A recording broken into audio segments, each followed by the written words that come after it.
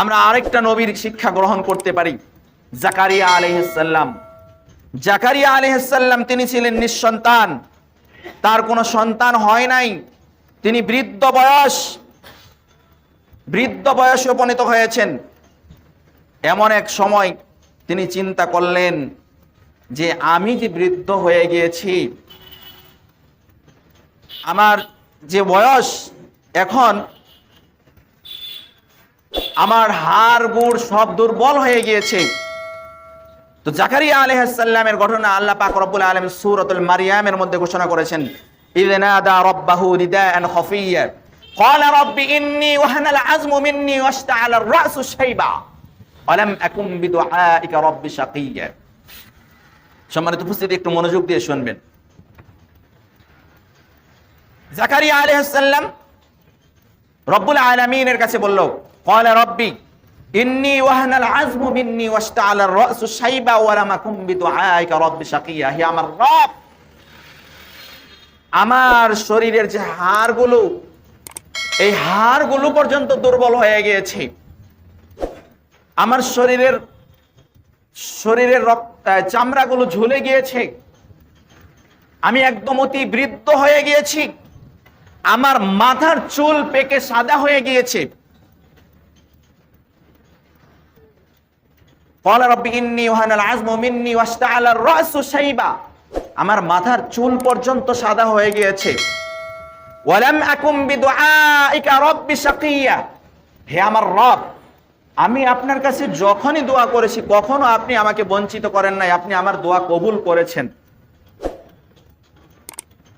ওয়া ইন্নী খিফতুল মাওয়ালিয়া মিন ওয়ারাই ওয়া কানাত ইমরাতি আকরান ফাহাব লি মিন লাদুনকা ওয়ালিয়্যা। হে আমার রব, আমার এই অবস্থায় যখন আমি উপনীত হয়েছি, আমি একটা ভয়ে রয়েছি। কি সেই ভয়? আমার যে কওম, আমার যে জাতি, তারা তো পথভ্রষ্ট হয়ে যাবে। আমি মৃত্যুর পরে এদেরকে তোমার বাণী, এদেরকে সৎ পথে পরিচালিত করার দায়িত্ব নেওয়ার মতন কেউ নেই। চিন্তা করেন, একটু চিন্তা করেন, যাদেরকে সৎ পথে পরিচালিত করার মতন, দায়িত্ব নেওয়ার মতন কেউ নাই। আমি এই একটা ভয়ে আছি, এরা তো আবার পথভ্রষ্ট হয়ে যাবে। আমার কওম যারা আল্লাহর ইবাদত করছে, এরা তো আবার পথভ্রষ্ট হয়ে যাবে। রব্বুল আলামিন ওয়া ইন্নী খাফতুল মাওয়ালিয়া মিন ওয়ারাই ওয়া কানাত ইমরাতি আকরান ফাহাব লি মিন লাদুনকা ওয়ালিয়্যা। তো আমার স্ত্রীও বন্দা।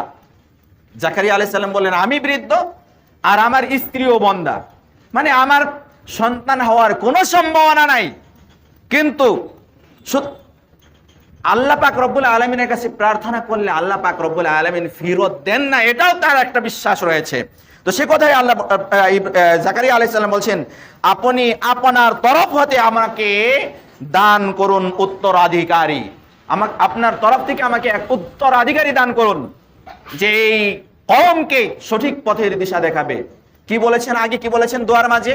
বলছেন আমার হাড় হাড্ডিগুলো দুর্বল হয়ে গিয়েছে, আমার চামড়াগুলো ঝুলে পড়েছে, আমার মাথার চুলগুলো পেকে সাদা হয়ে গিয়েছে, আমার শারীরিক শক্তি, মানসিক শক্তি কোনো কিছুই নেই।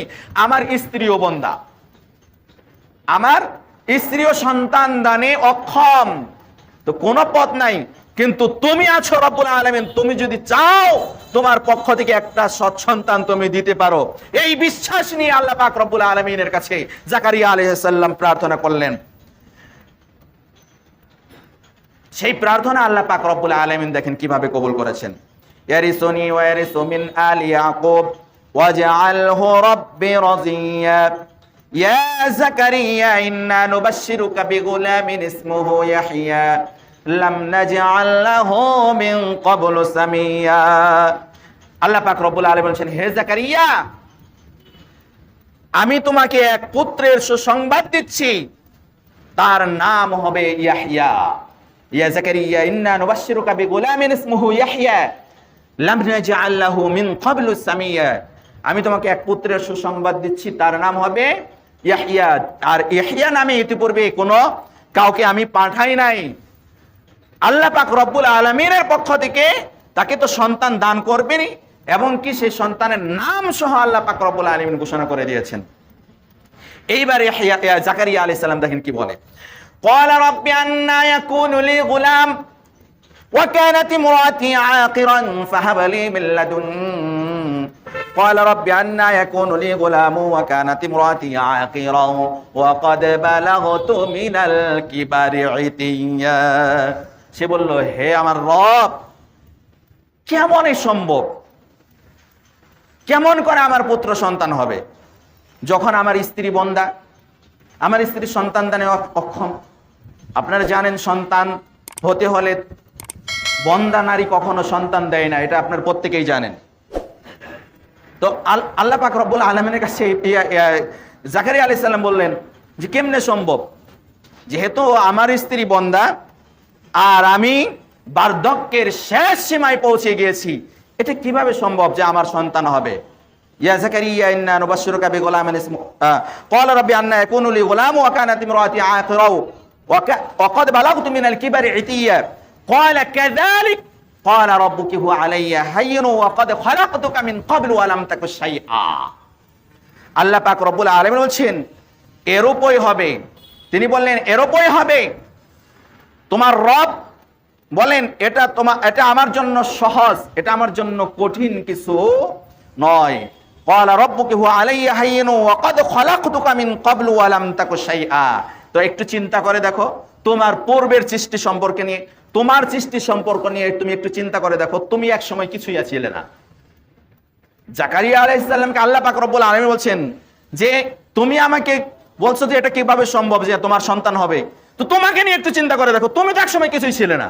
যখন তুমি কিছুই ছিলে না, যেহেতু তোমাকে আমি তৈরি করেছি, তো তোমার এই বার্ধক্য বয়সে, তোমার এই চুল পাকনা বয়সে, তোমার এই শরীর ঝরে পড়া বয়সে, তোমার স্ত্রী বন্ধা থাকা অবস্থায় আমি তোমাকে সন্তান দানে সক্ষম।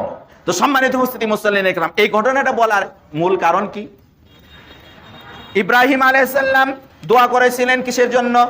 সব সন্তানের জন্য ৮৬ বছর বয়সে। তার আগে কিন্তু সন্তান চান নাই। ৮৬ বছর বয়সে সন্তান চেয়েছিলেন যে আমি যে জাতিকে ছেড়ে যাচ্ছি, এই জাতি পথভ্রষ্ট জাতি, এই জাতিকে পথ দেখাবে কে? এই জাতি তো গোমরাহের জাতি, এই জাতিকে পথ দেখাবে কে? জাকারিয়া আলাইহিস সালাম ঠিক বৃদ্ধ বয়সে ঠিক সেই চিন্তাটাই করেছিলেন যে আমি তো চলে যাচ্ছি, আমি তো বৃদ্ধ হয়ে গিয়েছি, আমার তো আর হায়াত বেশি নাই, আমি যে কোনো সময় মৃত্যুবরণ করতে পারি, কিন্তু আমি যে কওমটা রেখে যাচ্ছি এরা তো পথভ্রষ্ট হয়ে যাবে। এরা পথভ্রষ্ট হয়ে যাওয়া মানে এরা জাহান্নামে যাবে, এটা আমার সহ্য হচ্ছে না। তো আল্লাহ পাক রব্বুল আলামিনের কাছে এমন ভাবে, এমন আবেগ নিয়ে রব্বুল আলামিনের কাছে প্রার্থনা করেছিলেন। আর সেই আল্লাহ পাক রব্বুল আলামিন দেখেন কোন অবস্থায় তাদেরকে সন্তান দান করেছেন, বৃদ্ধ অবস্থায়, স্ত্রী বন্ধা থাকা অবস্থায়। তো সম্মানিত উপস্থিতি মুসল্লিয়ান